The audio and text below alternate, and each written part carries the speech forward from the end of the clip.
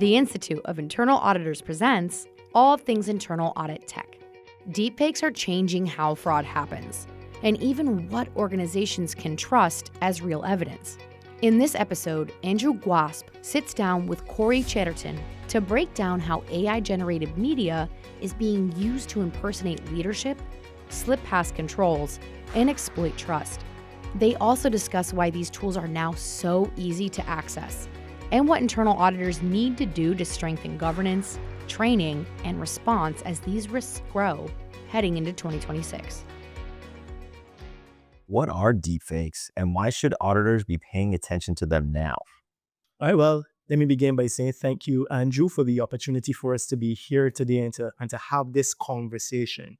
Well, to the question that you asked, deepfakes, they are realistic looking, but altered, and I want to focus on that word, altered media created using artificial intelligence, AI, those two letters that have been the rage for these past few years, particularly focusing on learning techniques. Now, if we go back a few years to 2017, when the term made its way into our lexicon, deepfakes were almost exclusively video content, but today, these fabrications have expanded by leaps and bounds to not only touch on video, but they also now include image and they also include audio. Now, you asked an important question.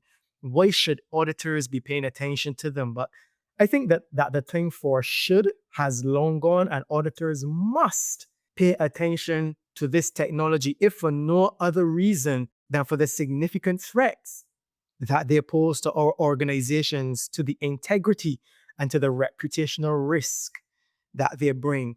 When we look at it, deepfakes are increasingly used in fraud, and by all the metrics that I have seen, their usage continues to increase year on year. And another reason why I think that we must pay attention to them has quite a bit to do with the fact that the entry barrier, if I may put it that way, has collapsed. So what initially required Hollywood studios, it not only takes pretty much a $20 subscription and a few seconds of voice audio. So this has catapulted us from being a novelty to becoming a very serious and material business risk, one that we cannot afford not to pay attention to. How does this deepfake technology work, and what do internal auditors need to understand without us becoming technical experts? At a very basic level, deepfake technology uses machine learning algorithms, and these algorithms have been trained on large data sets of images, videos, audio, you name it. But depending on the context, this training then is able to facilitate a mapping from one person, from one individual to another. So for example, what we can have as a result of this is that we can see the swapping of faces in videos, or we can hear and not see, but hear the synthesizing of voices when we listen to audio, when we analyze speech patterns. So internal auditors, we don't need to become technical experts, but we must be able to understand, as I said, at a very basic level, that these deepfakes rely on vast amounts of data simply to mimic human expression, whether it is appearance or voice. And recognizing the potential for misrepresentation is critical for us when it comes to assessing risks in audit scenarios, as these fabrications certainly, most definitely, can impact the authenticity of the evidence. Well, that's pretty terrifying stuff. I mean, Telling me about it. I think we've all heard a couple of horror stories about these deepfakes, but kind of go along the lines of that. How does AI-driven deepfake technology expand or change the traditional fraud risks that internal audit already evaluates, like such as these impersonations, social engineering, or is there even payment fraud that this is impacting? I see deepfake as, I kind of like to term it as a force multiplier for fraud. This technology, it amplifies traditional fraud risks simply by providing these new avenues for impersonation. Your words, exactly, horror stories. Who hasn't heard stories of CEOs authorizing payments based on what an employee perceived to be or thought was the CEO. Who hasn't heard of stories of CEOs misleading employees, asking them to carry out a particular instruction, and when it turned out quite later to be anyone but the CEO? And then you made mention of social engineering, that element. Where do we even begin as it relates to social engineering? You see, traditional audit controls, they rely rather heavily on confirmation.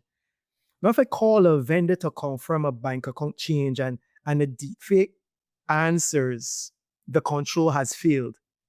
The risks haven't changed, but the efficacy of our current controls has diminished. So, as internal auditors, we must position ourselves in such a way that we can adapt our methodologies to address these evolving threats and to ensure that the assessments that we conduct of fraud risks include these potentials for manipulative data. We cannot avoid these. We cannot afford to miss out on these. Yeah, you kind of alluded to what I want to talk about next, which is this, you call your vendor thinking that you're getting a confirmation to go ahead and, shift some funds around. What are some of these real world examples of deepfakes being used in ways that internal auditors should view as a control or a governance failure?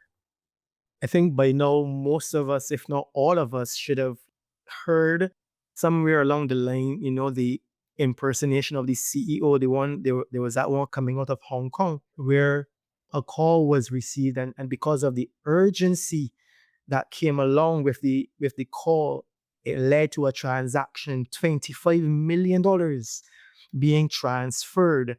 And not just transferred, but essentially ended up being lost. Why? Because that employee was duped into facilitating that transaction, because what they thought they saw on the video call, the voice that they thought they were hearing, every other participant was a deepfake other than the employee who was receiving the instruction. Then we had, most of us perhaps might have seen it as well. There were deepfake videos of Elon Musk promoting fake cryptocurrency investments, and they were on very familiar platforms, X, YouTube, so these things, they expose the governance gaps in content monitoring. And not just content monitoring, but in the response that comes when these things are made known. And we have there are other cases, some time back, and this one I found rather hilarious. I don't remember the year, but I think it was 21, where there was something circulating of the Pope in a puffer jacket. I mean, that one took the cake for me. When I saw Pope Francis in a puffer jacket, I was like, whoa, what have we come to? And then there was the release that came out saying that it was a fake. So seeing is no longer believing. Neither is hearing. It's funny you mentioned that content monitoring. It's, in the initial days of social media and stuff, your content monitoring was heavily focused on what are you as a company saying, what are you as a company doing.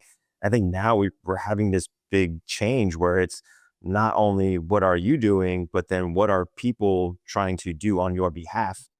Correct. And it goes back to what I would have touched on at the beginning, that element of reputational risk. And reputational risk is one of the biggest risks that organizations face now. And it's not just internally, but externally, because if you have somebody purporting to be who they are not, imagine the implications for that, So you hear the term orange is the new black, but reputational risk is the new cyber risk. So the old adage, trust but verify, gets a lot harder when you can't trust these sources either. Very true. So go along those lines, like, where are organizations the most vulnerable today from a control standpoint? And how can internal audit assess whether existing controls are sufficient against these deepfake enabled threats? Thinking about it, there are really a few areas of vulnerability. But if I have to name a few of them on the fly, I'd say that organizations are especially and particularly vulnerable in two areas. Areas that involve one, remote authorization processes. And why? Because of the heavy reliance that they have, that they employ, that they engage as it relates to digital communications. So that's area number one, remote authorization processes. And then another area that I would say would be areas where there are high pressure workflows. Now, what do I mean when I say high pressure workflows? Those will be areas where the workflow, including things like financial transactions and those things that require executive approvals. Let's go back to the same example I gave, the well-documented case of the CEO in Hong Kong. If a CEO calls a controller or calls his secretary or calls whoever he has to call, demanding an urgent transfer, the psychological pressure combined with the voice clone, these things immediately bypass logic. If our employees are trained, when I say trained, I mean really, really trained to really pause for a moment. Those 2 seconds can really make a tremendous difference. But these things, and the attackers, they understand this. They understand and they work on our response to urgency when they can hype it up and get us to, have to create that sense of urgency and know that logic goes through the door. And then what I mentioned about the remote authorization processes is being documented as well. Attackers using deepfake voices to reset passwords or even bypass MFA by pretending multi-factor authorization, by pretending to be an employee in distress. As internal auditors, I think we've come to the stage where our internal audits, they need to assess the effectiveness of controls by evaluating processes that authenticate identity and those that validate content. Those two things, authenticate identity and validate content. Internal audit can assess sufficiency by conducting threat analyses, by testing controls, biometric multi-factor authentication, reviewing incident response plans.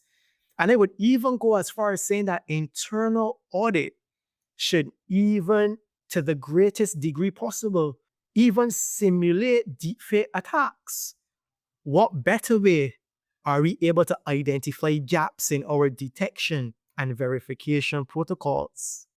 So it's almost like taking some of those cybersecurity control tests and applying them to these deepfake area. They talk about doing penetration testing, but then also you hear of some places where they leave random flash drives in the parking lot to see if people will pick them up and try to plug them in.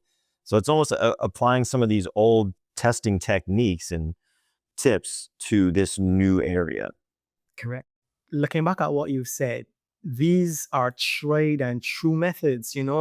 These aren't things that are what we would call or consider to be out of the box. They are things that we have always been accustomed doing. And that's the beauty of it. The technology improves. We have advancements and all of these kind of things, but the basics are still tried and true, and we can always revert to them with a great degree of success. What indicators or red flags can internal auditors look for when assessing whether media, communications, or approvals may have been manipulated? There are quite a few of them that we should be on the lookout for. And internal auditors, red flags, they go together like the Chiefs and Super Bowl. Well, up until this year, that is, right? But as it relates to these, what we should be looking for, these indicators. But if it is that we are talking about in a visual context where we are having a conversation and it's a digital communication, that we are having a remote conversation, that we're looking at someone on a screen, there's what is referred to these days as you look for these factors that contribute to what we call liveliness, whether the liveliness is what they describe it as active or passive. So they encourage you to look at things like skin tone, if you can see the person is if there are inconsistencies between the words that you are hearing and the syncing of the lips, the movement of the lips and the words and how those things are aligning, right? But if we're not talking about in a visual context, if we consider perhaps just the auditory, we can perhaps look at things such as unusual requests where there is an a request that has come through for you to make or to take an urgent action that doesn't quite square with your established protocol. There could also be, and we always are on the lookout for these, a lack of corroborating documentation to support the communication. I mean, there are so very many things that we can be and should be on the lookout for, because these red flags, as I said, in terms of the facial expression, the lighting, the shadows, those environmental mismatches, those things, they are key. So it's not just a matter of just talking, but we have to be observant, especially in this age of technology in which we live in. We can't get away from it at all. Yeah, that seems to be a recurring theme with these deepfakes, is this pressure and this like, you need to do this immediately. There's all this like pressure coming from someone above that, we need something to be done, and it's so timely. It needs to be done immediately. It needs to be done right now. There's no time to think. There's no time to act. And it's like you constantly try to tell people, take a deep breath, read it. That doesn't seem right. Have I ever gotten a request like this from this person? No. Why would today be the day that I get one? So I think, yeah, taking it back to some of these things, how we apply it through other fraud lenses is no different than applying it here in the deepfake situation. To continue along the same football lines, I mentioned the Kansas City Chiefs and the Super Bowl analogy.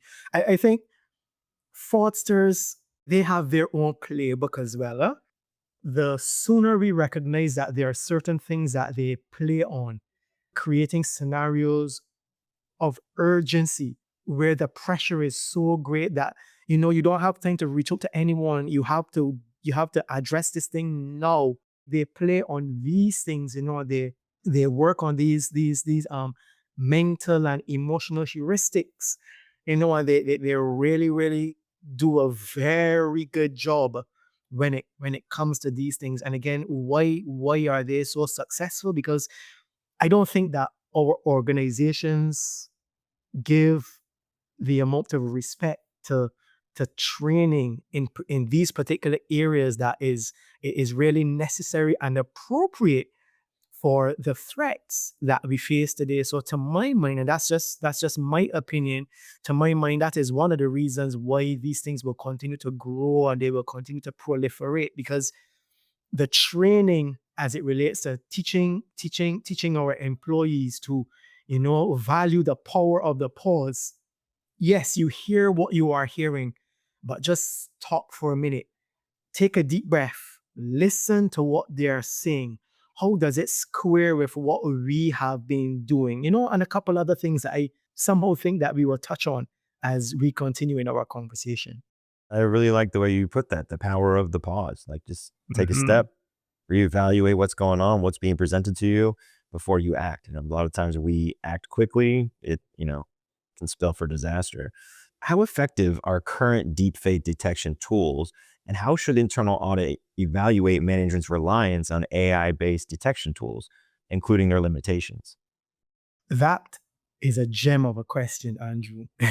It really is, because I have no preference for any particular vendor. As a matter of fact, I like to think of myself as being vendor agnostic, but when we look at what is being offered out there on the market, the tools that are being offered, they're very ineffectiveness. When you look at the reviews and you read and you listen, the reports, they vary as it relates to the effectiveness of these tools. I touched on, made mention before of liveliness, whether that liveliness is active or passive. But the reality is this, Andrew, more often than not, if we think about it, detection tools are invariably one step behind the generation tools. Think about it. More often than not, what comes out is a response to something that has come before. And to answer your question, I'd like to go back to, again, going back to the basics. And banking provides a really powerful analogy for me. Because when you come into banking, let's say, for example, you have a customer service representative, someone whose function it is to take and to share money over the counter. That customer service representative, that agent, when they are onboarded, when they are being trained, counterfeit money has always been a big thing. Wherever you go in the world, counterfeit money has always been a big thing. But when it comes to banking, let me put it this way, employees are trained to detect counterfeit money, not by focusing on counterfeits, but by focusing on the real thing. The permutations and combinations that can result when it comes to counterfeits are endless. They are countless. But the real is limited. And when we train in that, using that same banking context, when those employees are trained to know what the real looks like, what it feels like, what it smells like, they are then better able to detect what is not real. So for me, instead of depending heavily or even solely on AI to catch AI, if I can term it that way, I'm a firm believer in training, supporting, and empowering the human beings that have to still stand as the guardians or the watchdogs of this software, of these software detection tools. Organizations really need to invest in the human component as not I would say the ultimate, but a very important control in this whole exercise. Yes, detection tools are a layer of defense, but they are not the solution. Yeah, that's a really good point. I think we get so wrapped up in these technologies that, oh, we got to have the latest tech and all of this. And we kind of forget to go back to the basics, like the soft skills of internal auditing, those interview techniques, getting to know your auditee, just getting to know your audience. The best way to detect if your CEO is acting erratically through a deepfake is to truly know your CEO, right?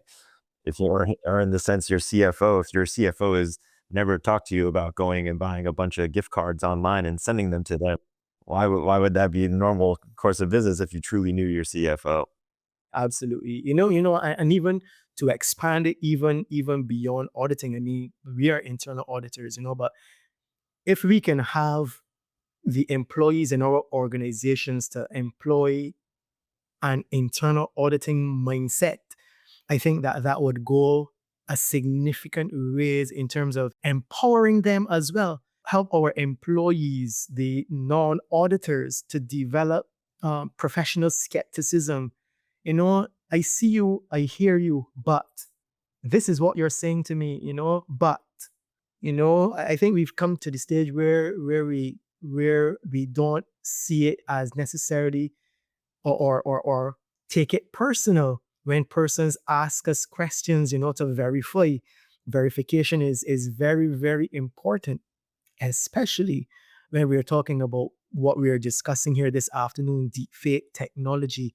We have to insist on these verification protocols. They must be part and parcel of our control framework.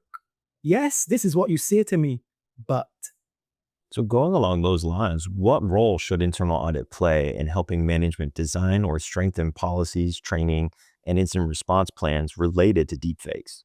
the proactive, and I want to emphasize that word, the proactive conversations needed to be had with management so that they can develop comprehensive policies around things like media integrity and communication verification. As internal auditors, we can't design it because it's a conflict to design and then to have to turn around and to audit it.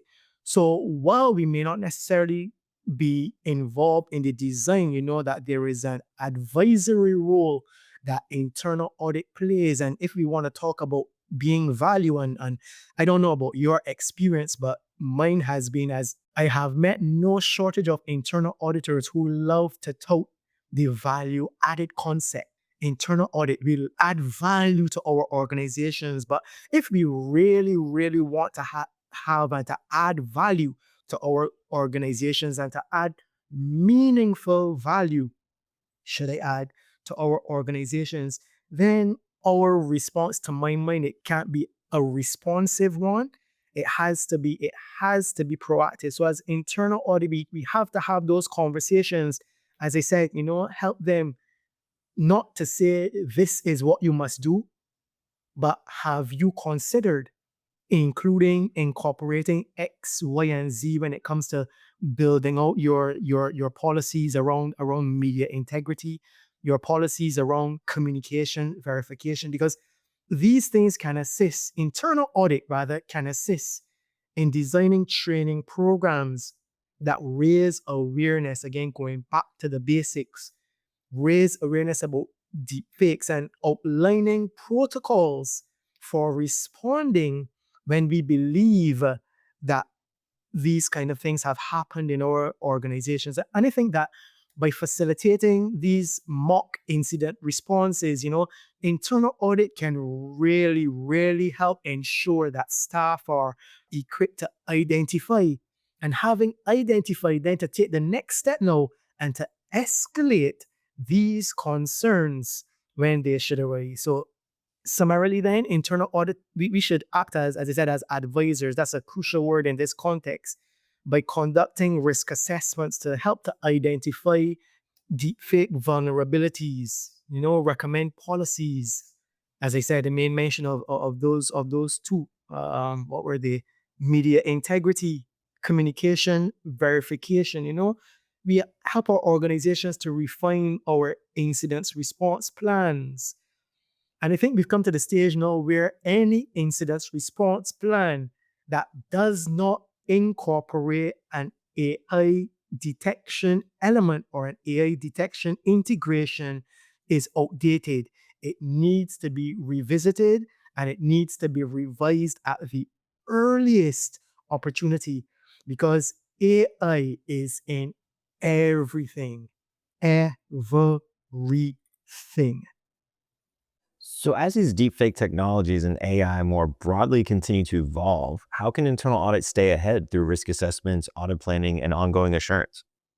To get ahead and to stay ahead, internal audit needs to, and we've heard this in other places and on other platforms and other forums, but it becomes more accentuated given this discussion that we're having around deepfakes and deepfake technology and artificial intelligence.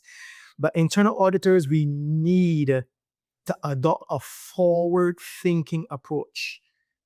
For much of my career, much of what I've done until quite recently has always focused on looking back, what has happened, and having a focus in the rear view mirror. But given where we are at in today's world, we must be adopting a forward-thinking approach. We've come to the time where we need to be continuously updating our risk assessments to account for these emerging technologies. We can't just wait for them to be happening and then say, okay, let's see what adjustments we can make here. We need to engage in ongoing assurance activities. I touched on it in the previous question that you asked, such as regular workshops, engaging with management and staff on the implications of artificial intelligence and this deepfake technology. I think doing things like these will help auditors, and not just auditors, but our organizations, to remain informed. We must shift from a periodic mindset, as has been the culture in many places, to a continuous risk assessment mindset. As internal auditors, we are very well positioned, very well placed in our organizations to act, or rather to be the catalyst for preparedness. What do I mean by that? I made mention earlier of the policies. We can't craft the policies, we can't write the policies, but we are well positioned to review. It is incumbent on us, it is a necessity that auditors strive to remain ahead of the curve. We must be constantly upskilling. And that's something that I am passionate about personally. Well, Corey, thank you for joining us today. This topic seems like it can go on forever and ever, but we got to frame it somewhere. So I really appreciate you joining us, taking the time to explain all these scary things that are coming up, but also how we can start to manage them some way, somehow. So thank you. Not a problem at all, Andrew. Thank you so very much for having me. The pleasure was all mine. If you want to hear more from Corey on deepfakes and digital deception, you can catch him live at GAM 2026, happening March 9th through the 11th in Las Vegas. Secure your spot and register at the IAA.org. You can join audit leaders from around the world for 3 days of insight, innovation, and forward-looking conversations. If you like this podcast, please subscribe and rate us. You can subscribe wherever you get your podcasts. You can also catch other episodes on YouTube or at the IAA.org. That's THEIIA.org.